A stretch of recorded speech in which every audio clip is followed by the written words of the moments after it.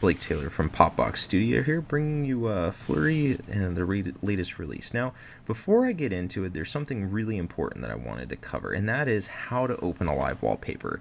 I have received numerous emails and comments regarding this subject, and I'm not really sure where the breakdown was in Google's interface when it comes to the marketplace, but I figure by addressing it at the start of this video, I can hope to save people from any confusion that they may encounter when downloading and installing live wallpapers. Now, what we're going to do is we're going to go to the marketplace. I've got Original Flurry here. I've just opened it up in the top page, and we're going to download Original Flurry and install it. So while it installs, I want to explain to you applications and live wallpapers are treated differently in the marketplace. You can only open applications. There is no open button enabled for live wallpapers. So for any live wallpaper you get, mine or anyone else's, you're not going to be able to open it. So it has installed. As you see here, the open button has been disabled. That is Google's feature. That is how they've decided to treat live wallpapers in the marketplace,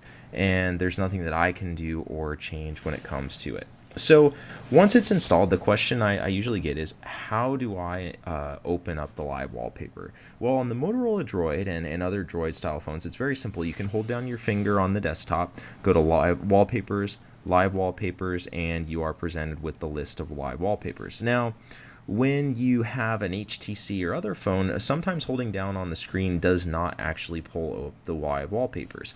You can click on the settings button from the home screen. There's always a wallpaper option, and from there you can access your live wallpapers and then get to Flurry.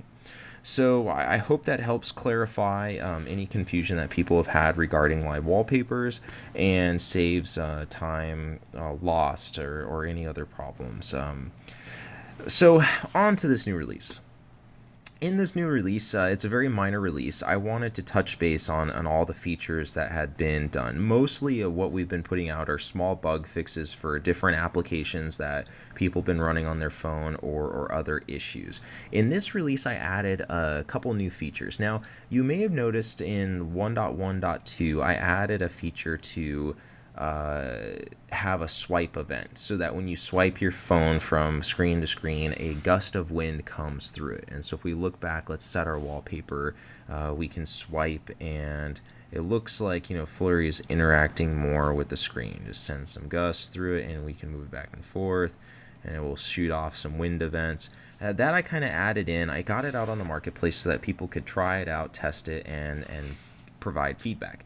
The other event that I put in was also the touch event. Now, one of the problems with the touch event is not everyone has taken the opportunity to watch the video. So I've gotten a lot of emails and comments about people that are saying, oh, Flurry is stuck. I don't know why it's stuck in this location. And so the original touch event would take Flurry to wherever you touch your finger and then stop right there.